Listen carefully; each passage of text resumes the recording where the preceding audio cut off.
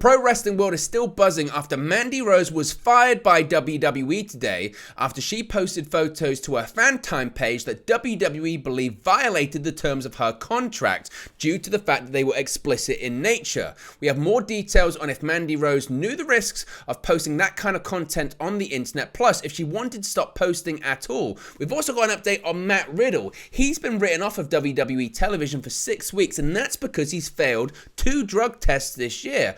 What's the difference between Riddle and Rose? Got the latest details on that, plus discussion about his future with the company. Several talents have returned to WWE this year, but have they underwhelmed according to Triple H? According to some reports, that might be the case. Carl Anderson retains his New Japan Pro Wrestling Never Openweight Championship and has his date booked for Wrestle Kingdom 17 in January.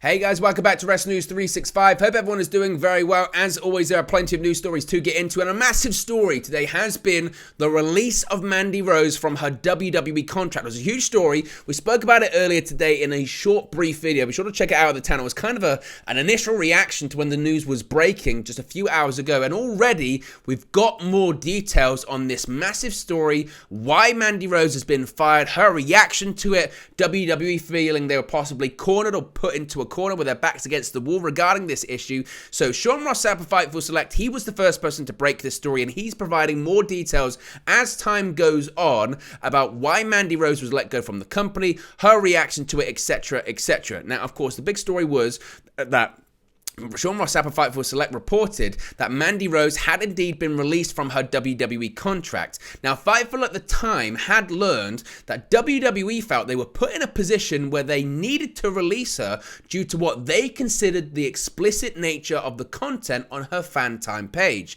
They considered this to be outside the parameters of her WWE contract. Now, in following up, WWE sources reportedly indicated to Fightful that they felt like the content was not appropriate for one or more of their partner relationships. And this is the key thing here, she didn't seem interested in ceasing posting. I've seen a lot of people say, why was she fired? Why wasn't she suspended? Why didn't they discuss anything with her? It would appear that when broaching this subject with Mandy Rose, she had told WWE, I'm not interested in ceasing posting, and I'm going to continue that as a revenue stream for myself.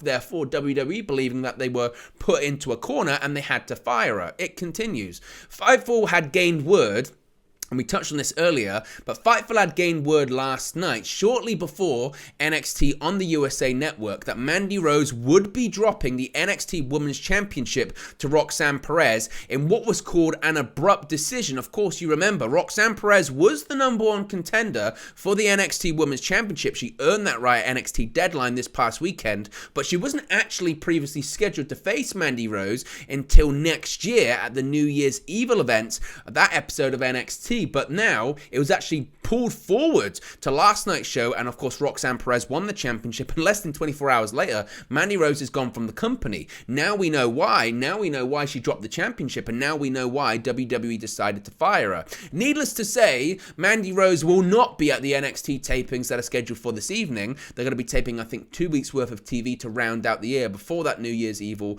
event at the beginning of next year. Now, it's worth noting that nobody, as of right now, specifically Fightful, but as far as I'm aware, nobody has information as to whether Mandy had requested the release. We don't know if it's a case of WWE broaching the issue of her and her saying, look, I'm not going to stop, so either you fire me or you let me do it. If you're going to fire me, I don't care. Now, we don't know also if it were on WWE's side completely. We don't know if it's a mutual agreement. We don't know certain aspects of this. And my gut tells me, considering Mandy Rose's status with the company, my gut tells me, considering what Mandy Rose could offer WWE, the fact that she had been NXT Women's Champion for over 400 days, 413 days, whatever the title reign was, the fact that she had been with the company a really long time, my gut tells me WWE would have broached this issue with her and say, you need to stop doing this, or this goes against the terms of your contract, you're suspended, or we want you to cease posting this immediately, you're going to be punished. And there was a discussion, and my feeling says to me that she said, I'm not going to stop. because frankly, she makes more money posting and doing that kind of content than she was getting wrestling for WWE. And because of that, you would feel that's why this decision has been made. Now, Fightful also learned that in recent months, Mandy Rose had actually indicated to others that she realized the content and the nature of this page, this fan time page, could get her in trouble with management. However, it was a risk that she was willing to take. Now, a note was passed to Fightful this week that one former WWE talent actually beat her best financial WWE year in 2022 with her own exclusive content page. And again, that's also a really important aspect to consider here, that a lot of these talents or a lot of these people that have their fan time page, OnlyFans page, or just an exclusive members only content page are making more money in a calendar year in 12 months than they would be by working with WWE. Instead of taking the bumps and instead of working for not a lot in comparison, they can have these pages and it can be a very, very, very, very, and I use a lot of verys there, but it's true, a very good quality source of income and make more money than their best financial year ever in pro wrestling. So when WWE goes to Mandy Rose and says, you've got to stop doing that, Mandy Rose can then say to them, well, either you've got to pay me more or I'm not going to stop doing it. And if you fire me, it doesn't matter because I'll still keep doing this and I'll make more money. I'll put more time into it. I'll really promote it on my social media, because from all accounts, from what people are suggesting on social media, it wasn't super heavily promoted by Mandy Rose that much. Some people are suggesting that Mandy Rose, again, knew the risks and knew what WWE's reaction would be. There was actually possibly even a post on one of her websites that actually locked her website down for 24 hours because people were starting to leak this onto social media. And this reportedly is what really got the ball rolling with WWE knowing about it. From what I have heard and from what people are suggesting on social media, this page has been around for quite a while. It's been almost an openly known thing, but those in WWE didn't know about it. Once they found out about it, and once they found out about the nature of it, and the kind of content that was being put up there, they said, whoa, we can't have that. We don't want our talent posting that kind of stuff on social media. And it goes back to, where do you draw that line? Because now, having seen some of the images, you would say, well, absolutely, WWE would be within their right to say, no, that's too much, that's too explicit for us. But at the same time, that's what the gimmick is about on television, is her being a toxic attraction and her being this incredible beauty and this kind of smoke show. So what did WWE want? And at the same time, it's very difficult for someone to say, oh, okay, I'm going to stop doing this. I'm going to stop making this money and earn less while being on television. It's a really delicate situation. Now, Mandy reportedly sent a message to her subscribers today saying, quote, hey guys, thank you for all the messages. I am overwhelmed with all the love and support from you guys. And don't worry, the page is still up. Winking face emoji. Now, of course, if we get more details on this, we'll continue to report it here on the channel. As I mentioned, WWE hastily booked Mandy Rose to lose the NXT Women's Championship to Roxanne Perez on NXT last night. The match was originally scheduled to take place on January 10. Rose's reign with the NXT Women's Championship clocked in at 413 days, so it was just 4 days, count them, 1, 2, 3, 4 days off being the second longest running NXT Women's title reign of all time behind Asuka's. Now, once again, that has not happened now. She has lost the NXT Women's Championship, and on top of losing her title, she's lost her job on top of that. Now, again, there's been a lot of discussion on social media about reactions, and justice for Mandy Rose has been trending in the last couple of hours alone. Saraya from AEW, which could absolutely be a possibility where Mandy Rose lands next, tweeted out, quote, love you, sister, at WWE Mandy Rose. And again, it's a really interesting story. It's an interesting story because, WWE felt it was in violation of the contract and the terms of her contract and the partner relationships, which means sponsors, pressure from sponsors, seeing this kind of explicit content. They didn't think that reflected the values of WWE. But once you get into the values of this company, everything about this is so complex because there's a lot of double standards involved here. That's my issue with this. This isn't a one-size-fits-all, and I understand it's a case-by-case basis, but at the same time, I can understand and sympathize with WWE's point of view with this one. Having seen some of the images, it's not in line with what WWE wants and expects of their talent. That's fair enough. I understand that. But at the same time, you've got the majority shareholder of this company planning a comeback despite multiple new allegations surfacing out against him. And yet you're firing a woman on this day for, using her body to express herself. That's a difficult situation to manage right now. You've also got a top talent suspended for violating a wellness policy and attending rehab. However, you could argue with the attending the rehab part, that was the choice given to the talent in question. We'll talk about that in a second. And they decided to take it. A choice was given to Mandy Rose here, and she decided not to take it in terms of ceasing posting. So I think it's a really difficult one. I really sympathize for Mandy Rose because, frankly, I'm not sure that I'd have taken a dissimilar mindset to her by going, well, this is obviously, look, I'm wrestling for this company. It's a great revenue source myself. But if I'm making more money doing this, you're telling me to take away that money? Are you going to give me that money? No. And this is a short career in pro wrestling. So it's a really, really, really difficult one. And frankly, as I mentioned, I think Mandy Rose, that the positive thing here for Mandy Rose is that she's going to be just fine. She is going to be fine. She is going to continue to make a lot of money, probably more. Frankly, probably more, because she'll continue doing this. She'll continue doing other outside ventures, and she'll do just fine.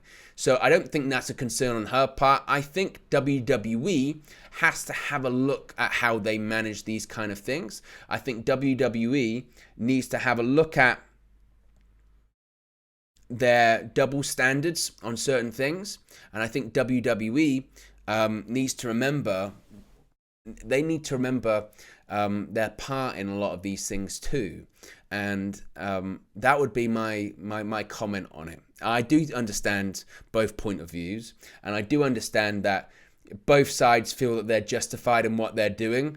But again, there's a lot of double standards, especially when it comes to the majority shareholders of this company. So again, if we get more details on this, we'll talk about it here on the channel. As I mentioned, I think that it's going to be a developing story. We're going to get more details. We're going to get more reaction from it in the coming days. But as always, guys, let me know your thoughts. Comment section below. I do want to talk about Matt Riddle. And this was one of the things that people have compared to the Mandy Rose situation. And it's not exact, but certainly, once again, it goes to show different handlings of different situations. Now, what we do know about Matt Riddle is we won't be seeing him on WWE television for 6 weeks. It was announced on the December 9th, 2022 episode of Friday Night SmackDown on Fox. It was stated that Riddle was going to miss 6 weeks of action following an attack from Solo Sikoa on last week's episode of Monday Night Raw. However, that is not the real reason that WWE has written Riddle off television for the next 6 weeks, nor is it actually the first time that WWE has had to write him off television or delay plans involving the original Bro.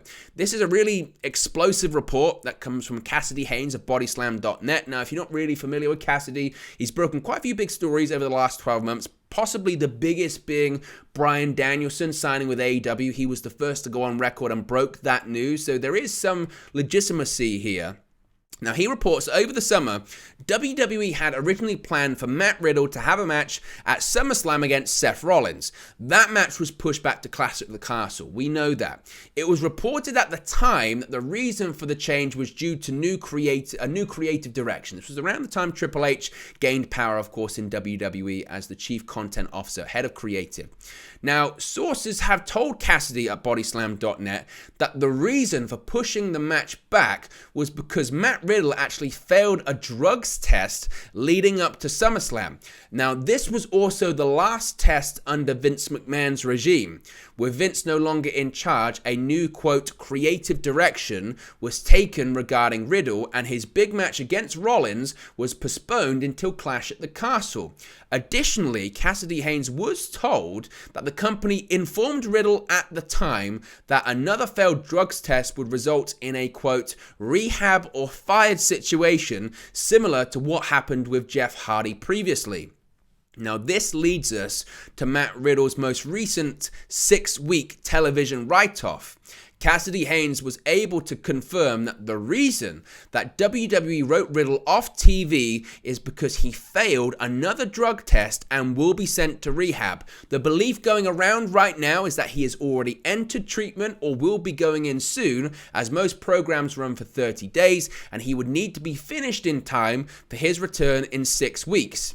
Now, Cassidy did ask for clarification on what exactly came up on this failed drugs test, but it should be noted, WWE no longer tests for marijuana. A lot of people would say, well, Riddle, 420, bro, it's on his shirts. How many puns does he do on television about that kind of stuff? WWE don't test for that nowadays. In quite a few states in America, it's legal anyway, so they've got no reason to. So what it does suggest, and this is, obviously a reach, but what it does suggest is something much harder when it comes to that. Now, this has opened up a lot of scrutiny about the wellness policy in WWE, because a lot of people are suggesting, well, why wasn't the first positive test publicized? Usually, WWE has a practice of announcing when people have failed wellness policy tests or wellness policy violations, and they're suspended for a certain amount of time. 30 days, 60 days, mandatory rehab. The third time, you're fired. 3 strikes and you're out. We didn't see any of that with Matt Riddle. And actually, did we even see Riddle written off television the first time? I don't think we did. Now, Dave Meltzer on the Wrestling Observer radio show questioned WWE's decision-making regarding its handling of the situation with Riddle, saying, quote, if that story is accurate, there are a lot of questions on that one. The claim is it's his second failure, but he was never suspended for his first failure, and they're supposed to announce every failure on the main roster, and they haven't announced either. Brian Alvarez claimed the punishment for wellness policy violations has been inconsistent, saying, quote, sometimes people allegedly got popped and don't get suspended. Sometimes they get popped and they do get suspended. Sometimes they get popped and they don't get suspended, they just get fired.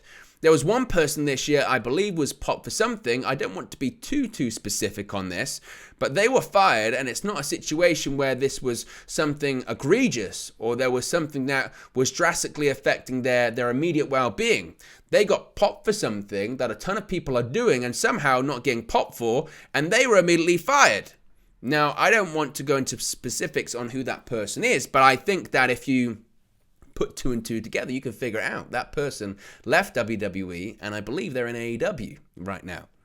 And the point is, why were they fired? Why were they not suspended? Is the wellness policy different for different people? And in comparison to the Mandy Rose situation, should Riddle be fired? Should Riddle be let go? Or is it a case of in which Riddle decided to take this option? It was rehab or you're fired. And Riddle said, yes, I will go to rehab. And similar to the Mandy Rose situation, she was told, take this stuff down and stop posting or you're fired. And she said, well, I'm making more money off doing that, so I'm happy to be fired. It's a difficult situation to compare. Nevertheless, Riddle's going through a lot at the moment when it comes to his personal life, and I don't want to pry too much because I don't think it's fair. However, it is public record, and part of the litigation was that it was public record. Riddle is going through a well-known divorce settlement at the moment with his ex-wife, and part of that settlement is that she wanted, or her attorneys wanted, WWE to send all of Riddle's drug tests to them. At the time that was questioned, now we know why, because clearly there were suspicions of something going on. As far as what Riddle's future looks like in WWE, of course, he's got a complete treatment, but if he fails one more test, he's gone. And the fact that he's failed 2 so far this year would lead a lot of concern. So it's a really, again, it's a serious situation. Ultimately, the most important thing is that Riddle gets the help that he needs. He gets rid of all of this mess, and it gets sorted and resolved. But I would also say, and this is speculation, but I would also suggest that he probably isn't the only one on the main roster. It's randomized drug testing. It's not getting tested every day. And if you look at Saraya, when she spoke openly about her issues in the past, she was doing some real hardcore stuff whilst with WWE that didn't get, that only eventually she got popped for. That was in 2016, but allegedly she was doing that stuff way before then. So, look at Velveteen Dream, of what he was saying that people were doing in NXT. So I think it's a far more prevalent issue within WWE than people maybe consider. But stay tuned for more on that one, because again, I think it's going to be a developing story. Got an update on this really interesting report from Wrestle Votes here. Now, since Paul Triple H Levesque took over in his Chief Content Officer role, and also as the Executive Vice President of Talent Relations, a lot of talent has been brought back to the company that was previously released under the Vince McMahon regime. Names like Dakota Kai, Dexter Lumis, Sarah Logan, the Good Brothers, Braun Strowman, Bray Wyatt, Hit Row, Karrion Kross, Mia Yim, Emma, most recently Tegan Nox. Now, while the likes of Bray Wyatt, his return's been a hit, some maybe not so much. WrestleVotes tweeted, saying, quote, and you can see the tweet on the screen, "I'm told a handful of talent brought back to WWE in the rehiring wave over the summer have underperformed and severely underwhelmed Triple H and others since returning to the company." Now, a lot of people would say who and who.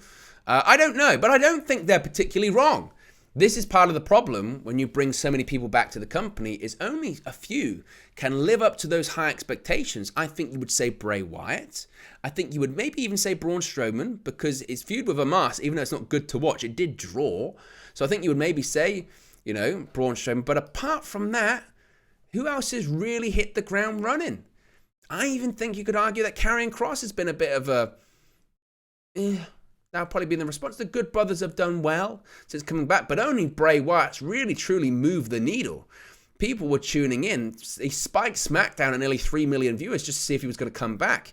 He's the #1 merch seller. But apart from that, there's not been a lot to really celebrate about some of these people coming back. Now, some would say that's Vince McMahon's justified, or the old regime's justified in letting them go. Or is it a case of you don't need to bring someone back every week? When it comes to Hit Row, it's not Hit Row without Swerve Strickland, Isaiah Swerve Scott. You can't bring them back. When it comes to other names, can they fit? Will they fit? And it's a fascinating one. Let me know who you think has or hasn't performed well since returning to the company. Finally, Carl Anderson. There's been a lot of speculation about Carl Anderson, New Japan Pro Wrestling. Well, Carl Anderson is indeed heading to New Japan Pro Wrestling Wrestle Kingdom 17 in January. Anderson successfully defended his Never Openweight Championship against Hikuleo at New Japan's World Tag League and Super Junior Tag League Finals today. Anderson got the victory with the gun stun. After the match, Anderson proclaimed to be the greatest Never Openweight champion ever and that he would hold the belt for eternity. He was confronted by Tama Tonga, who challenged Anderson for the title, leading to a brawl between the two men. Anderson said he would see Tonga at Wrestle Kingdom 17 on January 4th. Fightful Select, Sean Ross Sapp had previously reported that Anderson working Wrestle Kingdom 17 had been the plan since August and was still the plan when Anderson and Luke Gallows signed with WWE, making their return to the promotion in October. As I mentioned, and as we have discussed ad nauseum here on the channel, it's always been the plan. Wrestle Kingdom 17 is going to be a really historic event. You're going to have talent from New Japan, AEW, and WWE wrestling on one big supercard in Tokyo, plus the return to pro wrestling of Sasha Banks. It's going to be a big show. But there you go, guys. That's the latest news update. There's a lot in there, so let me know your thoughts in the comment section below. Be sure to smash a like on the like button. Be sure to subscribe, bottom right-hand corner. Plenty of content coming soon. Huge stories breaking every couple of minutes or so. So now's the time to subscribe. Click the notification bell. You'll be notified every time a new video is uploaded. I'm out of here. Have a good one, and I'll speak to you again very soon. Peace. Hey guys, thank you for watching, listening, streaming, or however you come across this video today. Be sure to click on the video on the right there to watch our next video, or click the bottom there to subscribe, or the bottom right hand corner. Thank you very much, and I'll speak to you again very soon.